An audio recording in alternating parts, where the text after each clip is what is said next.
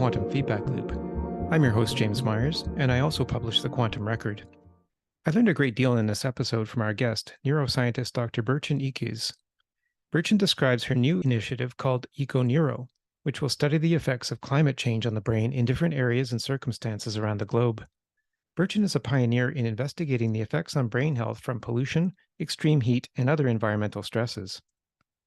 After hearing Burcin describe the concerns of today's youth and the risk of reaching a point of no return with the health of our brains, you might share the same sense of urgency I felt for bringing the issues to the table, both locally and in global discussions on climate change. Welcome, Burcin. I'm looking forward to hearing about your new EcoNeuro venture to investigate the effects of climate change on the brain. So welcome to the Quantum Feedback Loop podcast. Thank you. Thank you for having me. So to begin with, I understand your background is in neurobiology, and I wonder if you can tell us a bit about the science and what it says about the connection between the environment and our brains. Absolutely. Yeah, neurobiology is the science to study the nervous system, which involves the central nervous system, the brain and the spinal cord, and the peripheral nervous system. So the nerves that are around our neck and our bodies that receive and send signals to the brain and the spinal cord. And my focus area has been on neurodegenerative diseases such as Parkinson's and ALS and Alzheimer's disease. And for many, many years, scientists who have been studying brain disorders, this could be any neurological or mental disorder, they have focused on studying the brain and trying to understand what happens to the brain, really focusing on the nerve cells in the brain, neurons. But what we have started to see more and more as the science had progressed is that just looking simply at the brain to try to understand what happens to the nerve cells, or simply looking at the nerve cells, don't give us the full picture. Our brain is connected to our body, and just as our brain controls our body affects and controls our brain. And we even have nerve cells in our gut, and there is the gut-brain axis that sends signals from our gut to the brain. There have been studies more and more showing that, for example, in diseases like Parkinson's disease, we see damages happening to the neurons in our gut happening way before we see any neurological symptoms. So we are trying to understand now that when we're studying the brain to understand how it works, why it gets diseases, we really have to understand the whole picture, look at the whole picture, see what's happening in the body.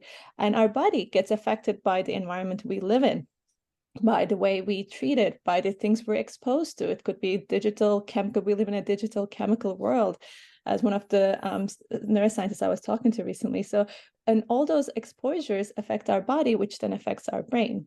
And I think the field is really coming into understanding that we really have to look around ourselves when we're really studying the brain and the spinal cord. Really interesting, and so much still to be learned about the brain, I guess. And you mentioned the neurodegenerative diseases, and I'm wondering, has there been any connection made between rates of those and environmental change? Like, are they increasing, for example, as a result of environmental change? Yes, absolutely. So one of the things that have been studied more than others have been the exposure to air pollution. So now there's a lot of studies happening around understanding how exposure to air pollution, even at the stage of when the fetuses are in mother's womb, and how it might affect them later in life. And there have been studies that have shown air pollution as a risk factor for dementia. Now, dementia and Alzheimer's diseases, which is one of the forms of dementia, affects more and more people every day. So far, I would say 55 million people have around the world have dementia, and they expect this number to triple by 2050. So it is becoming a big problem, an epidemic on its own, these neurodegenerative diseases. And we know that certain pollutants, air pollution, can increase our risk for getting these disorders. Wow, that's quite shocking, actually, and to think about. So, and you're trying to do something about this with your EcoNeuro venture, and maybe you could just tell us a little bit about what it is, what it's doing, and what your goals are for it. And I understand you have a network of scientists that you're building for this venture as well. Yes, absolutely. So EcoNeuro is a research organization and a resource hub. Its main goal is to explore the intersection of climate change and brain health to improve global health. So one of the principal goals we want to understand is how climate change affects our brain health, and this includes neurological health and mental health.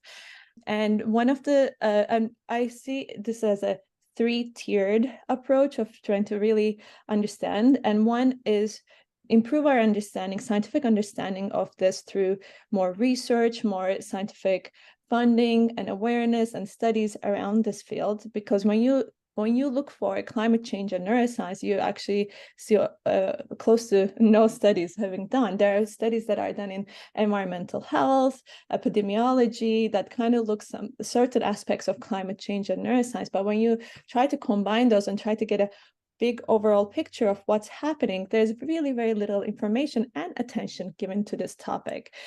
So one of the EcoNeuro's biggest goals is to really raise more awareness about this topic, raise more interest around this topic, both as a research and a public point of view, increase our understanding through research and collaborations with other public health and neuroscience experts around the world, and then eventually to put it into action. So the first tier is to really increase our understanding, really try to understand what aspects this could be happening. And one of the ways we're trying to do this is that I'm trying to build right now is this network of experts from different parts of the world.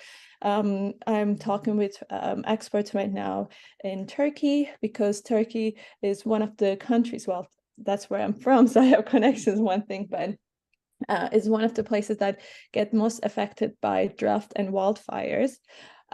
India, because India is one of the places that is most affected through climate change in terms of extreme heat exposure and pollution, air pollution. New Delhi is one of the most polluted cities in the world. And the Philippines, which has the biggest risks for sea level rise and also a spread of vector-borne diseases and other aspects of climate change's impact on health.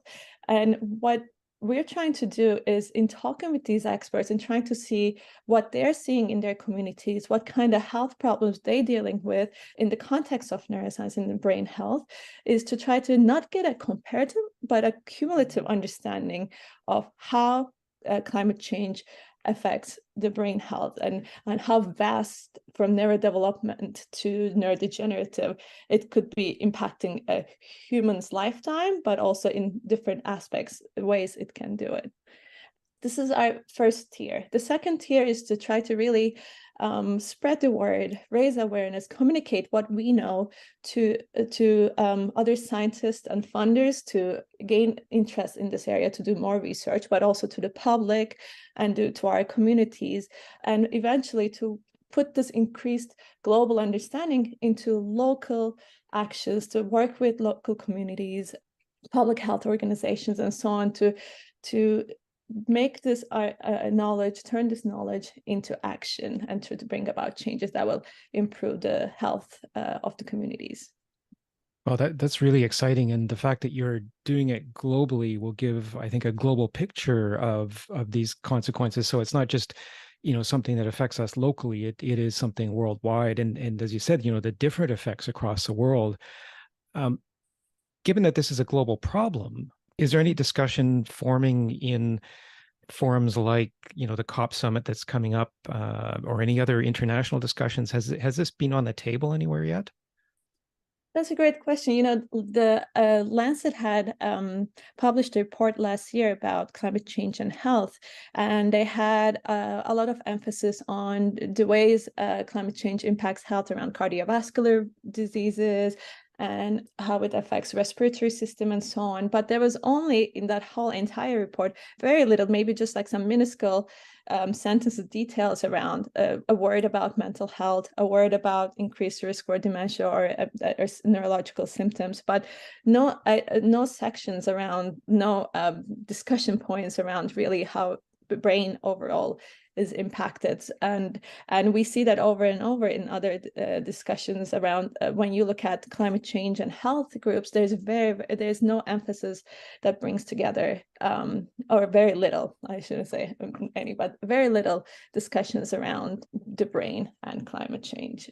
And that's why I think it's so important to be able to talking about it to as many people as we can, to really bring because what we don't know is, while you can perhaps see this as vascular damage much faster if someone in extreme heat having a heart attack, the damage we see on the brain can take years and years for us to observe. So it's really hard to make a point, be like, we're just starting to see how our brains have been impacted by climate change. Let's talk in 10 years, and this will become much more bigger problem, but by that time it might be too late. So it's really important that we start these discussions now, so that we can really mitigate the damage that we will be seeing in a decade from now, most likely.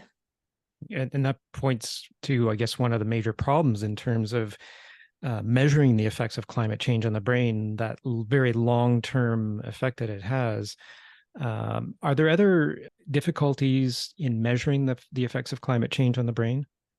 Yes, I think it's extremely difficult, both in a lab setting and in a community public health setting, because for one thing, our brains are incredible organs. They are extremely plastic, they adaptive. So when a damage happens, it finds ways to mitigate that damage by rewiring itself and using other parts of the brain that is not so damaged to adapt and continue functioning, which is an incredible, really amazing role of our brain. But then what happens is that it continues to mitigate that damage. It continues to hide that damage. So you don't see any neurological symptoms happening or mental symptoms happening for a while, until it reaches to a point of what we call no return, where the damage passes a certain threshold, and it's so severe at that point that it's a point of no return. It's really impossible almost to reverse that damage. And we see this in neurodegenerative diseases all the time. By the time people are diagnosed with Alzheimer's disease or ALS or Parkinson's disease, already in the case of, for example, ALS, already 50, by the time they go to the doctor, because they have been falling to more, or they are having hardship buttoning their shirts, by then 50% of their neurons are already dead, motor neurons are already dead, and it's already too late to really try to do something to slow down the disease, if not stop the disease. And because of that adaptive way, what I'm really concerned is that we're receiving also these multiple stressors chronically in our environment right now. We are getting more exposed to pollutants, we're getting more exposed to heat, we're getting more exposed to chronic stress that comes from living in this climate crisis and other aspects. And so these are multiple stressors that usually in a lab setting you can maybe try to control and study one aspect, but we're getting these multiple damages happening for a long period of time, which again is an extremely hard thing to study in a lab environment. And so we're living our own experiment right now. We don't know what will happen and how these damage will show itself in years from now. In my experience, when I was doing my some postdoc studies, I was studying a neurotoxin that may be causing, that was thought to be causing ALS. And we were trying to, this is an environmental toxin that had been found in algal blooms and so on in lakes. And one of the hardest things for us was, and we knew that this toxin could cause damage, and I could show them in cells on a dish. But when I tried to really study this disease on animal models, it was so hard to be able to distinguish how much toxin can we give, how would we expose them, how to really mimic what's happening in real life. And so we don't know how much exposure we're getting digitally, environmentally, chemically to our world, and how it's affecting. It's almost impossible to really mimic in a lab setting. And so it's very hard to measure. Well, and that really hits home, because my grandfather died of ALS. And I guess, what you're saying is, I mean, the body is this incredibly complex system. We still don't know how it all works. and I guess all of the correlations in that. So to the extent that we can identify these multiple stressors that you talked about in trying to avoid that point of no return, um, I guess to the extent that we identify them early, that gives us maybe a chance to do two things. One, to stop the practices that are causing the problem, and maybe then to develop some sorts of treatments for these problems when they're identified early. Is that correct? Absolutely, yeah. And first of all, I'm sorry to hear about your grandfather. Yeah, and yes, those two things are right. I think the science is really moving forward with trying to find ways to stop the disease and to find markers that would be able to for us to diagnose the disease much earlier before it gets to the state of no return. But we're still trying to understand what these risk factors are and how we can stop them from happening. In the case of Alzheimer's, for example, we do know that there are certain genetic mutations that we know that increases your risk for Alzheimer's, such as if you have these ApoE4 genes, two copies of that, one from your mom, one from your dad, we know that your risk of having Alzheimer's disease increased by 8 to 12 fold. However, the other studies have shown that through some lifestyle factors, such as exercising regularly, eating a heart healthy diet, having strong social connections, and so on and so forth, you can prevent having the disease by 40 to 50%. So we know that if we can really identify these risk factors that may be causing the disease, we have a higher chance of preventing them and getting them to the stage of no return. And then through our other findings of being able to then stop the disease at that early stage and reverse it through what we're doing in the scientific and clinical studies, then that would be able to solve this problem, hopefully. Yeah, and that's interesting in the sense that it gives maybe some hope to those suffering from Alzheimer's, either those suffering or their families. It just seems that Alzheimer's, it seems to be on the increase. I don't know. I just hear a lot more about it lately, and maybe it's one of those connections to the environment. Yeah, there's definitely increase, and as I said, the studies are predicting that by 2050, Alzheimer's and dementia will triple in numbers around the world, and so yes, it is increasing. The question is I think it's multiple things. There could be better diagnosis systems now in hand where we would be seeing normally, oh, this person is also where I come from in Turkey, usually it was at a certain age when people were older, they were like, oh yeah, there was never a title of dementia, but you would just assume, oh, people are forgetting things and losing their cognitive capabilities, and that was kind of given when something that happened longer when they get much older. But now we can diagnose. So part of it is being able to diagnose this disease better and having more awareness of the disease. But part of it is, like you said, is the environmental factors and lifestyle factors that are affecting our communities that is causing an increase in these populations. Interesting. Yeah, and we need to do something about this sooner rather than later. What was it that sparked your interest in starting EcoNeuro? I understand your son had something to do with this. Yes, my oldest son. I'm a neuroscientist, and I've been my focus has been on studying neurodegenerative diseases, and I was getting more and more interested in the environmental risk factors that are increasing and lifestyle risk factors that are increasing the risk for these diseases. And one day I was walking, I had picked up my son from school and we were walking back, and he just out of nowhere asked me about climate change. And so I put on he was just 5 or 6 years older. And then so I put my scientist hat on and I started explaining him about the warming world and what it could mean to our oceans and the environment and the animals. And my guy is a big animal guy. He loves all the animals. And I could see as I was speaking that he got scared and he got teary thinking about all the animals that may be suffering. And so that made me stop on my tracks and kind of put my mom hat back on and be like, you know what, this is scary what is happening, but we can do something about it. And why don't we go home and think about ways we can help, we can do something, we can contribute to this fight against this crisis.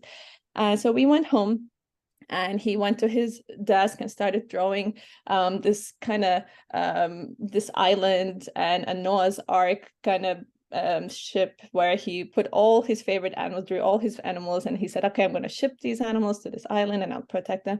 And I started thinking, what can I do? I'm a neuroscientist, but I know very little about climate change. In fact, as a scientist, I had never really thought about climate change before. So I started looking into what do we know about neuroscience and climate change. And I found almost nothing. And I started digging more into it, like how do we know how climate change affects brain health? And that lack of knowledge that I could find in the field made me realize that, this is a crisis we're facing with today. It's not just the future generations, it's affecting our lives today. And so we all have anyone can and should contribute to fighting against this crisis. And perhaps my way would be to really combine my passion for neuroscience and brain health, and really dig deeper into see how climate change is affecting that. And that's how EcoNeuro started. Oh, and it's so important to give the next generation that hope and to engage them, I think, in the process too. I read that you were actually just made a presentation recently or were involved in a class presentation in the school. Maybe just tell us a little bit about that and what the kids are talking about and what they're interested in. Sure. It's honestly, as a scientist, one of my favorite things to do is outreach and talk to children about science. I believe children are natural born scientists themselves. They have this innate curiosity and way of questioning, and they're not scared to fail. They're not scared to ask the wrong questions. And it's really such a joy to talk with them about science. And recently went to a second grade, my son's classroom. He's a second grader now, and we talked about coral reefs and what an amazing ecosystem they provide in protecting the oceans and the wildlife, oceanic wildlife. And we started also talking about how the warming world is affecting these reefs and corals and bleaching them and so on. And I have to say, first of all, the class knew so much more about coral reefs than I do. Coral reefs is definitely not my expertise, but they were so incredible at coming up with solutions on what they could do, and really giving them that chance to speak about solutions. And I discussed one way we read a news article. So this was part of an effort I had learned about by Pulitzer Center. It's called Local Letters for Global Issues, and it runs by Pulitzer Center, and it's for elementary, it's a K to 12 grade level contest, where the children read about a news article that was funded by Pulitzer Center that about a global issue, and they discuss it, and they try to come up with some solutions within their local environment and write letters to their local representatives, which I thought really combines what we try to do at EcoNeuro, but really combines these certain elements that are really important. So we discussed the science of coral reefs, why they're so important. The article we read about was how scientists were finding ways to protect the coral reefs in Florida. So we talked about that. Now we talked about how we don't have coral reefs here in California, but there are certain reefs and what we can do to protect them. And next week, I'm going back again, and we'll be talking about what we can do, how can we get our voices heard, why it's so important to write to our local representatives to try to bring a change. And I think it's a great way for children to really learn that how to be a part of solutions, be part of change to make the world a better place. So it's a wonderful experience. I feel so grateful for it. The teachers that allow me to enter their classrooms and to talk to their children, because the children are so brilliant and they're change makers. So it's really, to tap into that energy is very inspiring and refreshing for me as a scientist as well. Isn't that amazing? And that the Local Letters for Global Issues sounds like a really amazing platform for them to express their concerns, but also that energy that you spoke about. I'd love to get the link for that for the show notes for this podcast. So I'll be in touch with you later for that. But that's great to hear about.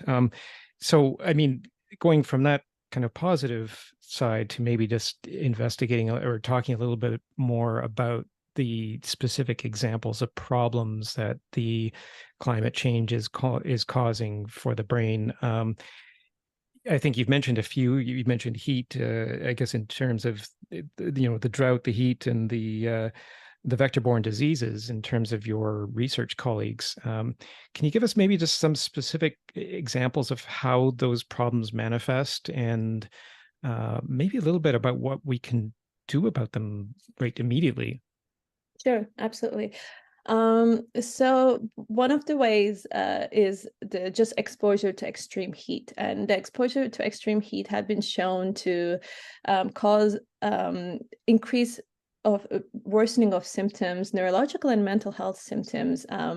There in extreme heat events and extreme heat days, there had been increase in cases of psychosis and suicide risks, as aggression issues, as well as increased worsening symptoms for multiple sclerosis, substance abuse disorder, and many others we see on these like extreme heat events. So just exposure to extreme heat can really worsen and exacerbate this neurological and mental health symptoms. There's also been shown also to reduce productivity, and for children, long-term attention spans and learning really drops on the days that I have really extreme heat. Another thing we know is air pollution, which also is a majorly related to climate change. And we see that, like I had talked earlier in this episode, the exposure to air pollution at the fetal stage. And when there's a neuroscientist, Frederica Pereira, she's at Columbia, she had studied from the 90s the mothers in Harlem and in New York, as well as in Krakow, Poland, who were pregnant with their children. And she really studied those mothers who really lived in this highly polluted areas with air pollution. And then she studied them for the children for the next 10 years. And she had shown that kids who were exposed more had, for example, they were born earlier, they had low birth weight, and then later on they had issues with increased risk for ADHD, autism, and then when they became teens, there was higher incidence of anxiety and depression. And so she could really pinpoint to these damages that are this higher risk for these disorders happening simply from the exposure to air pollution even before the children were born. And we know also the air pollution also increases risk for dementia. We also also the warming planet causes increase in vector-borne spread of the vector-borne diseases, and for the vector-borne diseases such as malaria and so on to stay for longer periods of time. And so in certain vector-borne diseases such as Zika and dengue can have huge, they can cause encephalitis and other neurological issues on the general population. That's another thing we see, that how climate change affects the brain. Another thing is the algal blooms that I have talked about in the lakes that really warming waters can cause. These have been shown to produce neurotoxins that have been found that may be linked to increased risk for ALS, and Parkinson's disease. There's a whole mental health aspect. So extreme weather events such as cyclones and tornadoes and wildfires can cause increased stress, anxiety, depression in people, PTSD in people who experience these events. And there's a whole thing about eco-anxiety among the young people, where they feel really nervous and anxious about what their future will look like because of climate change. And another thing, the climate change brings increased food insecurity, and even immigrations happening because of the food insecurity. So these are, which causes also inaccessibility for really brain boosting nutrients such as DHA, and also extra stress and anxiety and depression. So these are some of the aspects we know already how climate change affects brain health. Really affecting really every aspect of our lives. I think that's the scary part. Is there any particular part of the brain that is particularly susceptible to climate change, or is it the whole system that's affected, as far as we know? That's a great question. I don't think we have studied really, these are all more associations. Again, we have not been able to study too much about how something causes the change and where exactly in the brain. This is really hard to pinpoint in a lab setting, but from associations, we see these. But what I can say mostly from what has been studied, not from from what we know, but not general, this might not be the picture of like what really is happening, is we definitely see a lot of cognition and frontal cortex like related to decision making and behavior and cognition to be really, really impacted. But these are, again, much easier to be able to measure than other aspects such as the motor. But MS can affect the motor cortex and spinal cord. So these we know also get affected. So I wouldn't be surprised if it's an overall effect, but we know that definitely the parts that affect the cognition behavior are can be severely disrupted. Really interesting. I guess that's where the brain brings it all together, I guess, is and that's what gets disrupted, perhaps. You mentioned that we don't really see much discussion about climate change in the brain. Certainly, I mean, that's not, it's been my experience that there hasn't been much discussion about that. I'm just wondering why you think that is. Is it the measurement problem? Is it a problem with funding? Or are there others who are working on it who just, there haven't been any discoveries yet that are worthy of reporting? Maybe is it, or is it a combination of all of the above? Yeah, it's probably a combination of a lot of things. Uh, One of the aspects I think is that there are some studies that that get to like the study I had mentioned about air pollution and the brain development, or dementia risk and air pollution and or extreme heat and so on. But these are all parts of the studies that are done by epidemiologists or environmental health experts. When you look at neuroscientists studying climate change, I have really not even met a handful of them. Probably it's for some reason the field of neuroscience is really, even though we can be very focused on brain health and neurological health or mental health, it's still so focused on genetic models and hereditary associations and others, and it's really there's very little.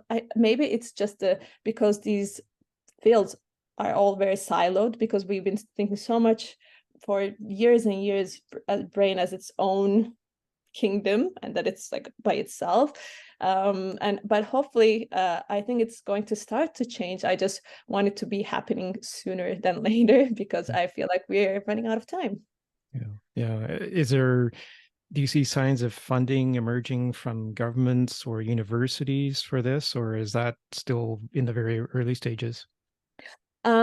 It is very early stages. I don't see much government funding around these, or much government studies around focus around this, but there are some foundations. So there's a Kavli Foundation. They recently, it's actually a colleague and a friend of mine who spearheaded this effort. They are started this whole funding program for changing climate and neuroscience, and but it's really focused more on the basic science, on how changing climate could affect neuroscience in general, but not very health focused. But it's a very big step in the right direction, and I think and there she was telling me about that there are more talks with other foundations and so on going on, and that's what we're trying to do too, to try to really talk to increase the funding support, because when you have funding, researchers will eventually get interested too Yeah. in this Yeah. field. Yeah, and it's certainly a story that we want to follow as well. It's and we hope that there's some helpful or hopeful news that will evolve in this as the funds become available. I mean, I guess the problems that you've described are so big and global that it could take a long time, I guess, to develop comprehensive solutions for these. I'm just wondering, in the meantime, what can we do at the local, individual, or community level? I mean, you've mentioned the local letters for global issues example for the children. I think that's great. Is there other issues or other measures that we can take? For example, a community facing a heating crisis or outbreak of vector-borne diseases like malaria. What can we do, practically speaking, to help to reduce the effects in the near term? Absolutely. That's a great question. And I think really focusing on local efforts will be the way to go for bringing solution to this big global problem. It is a global problem. It is a global. I think we have to do our knowledge around global cumulative effects, but it's really, if we want to make a change, if we want to act, it has to be at the local level.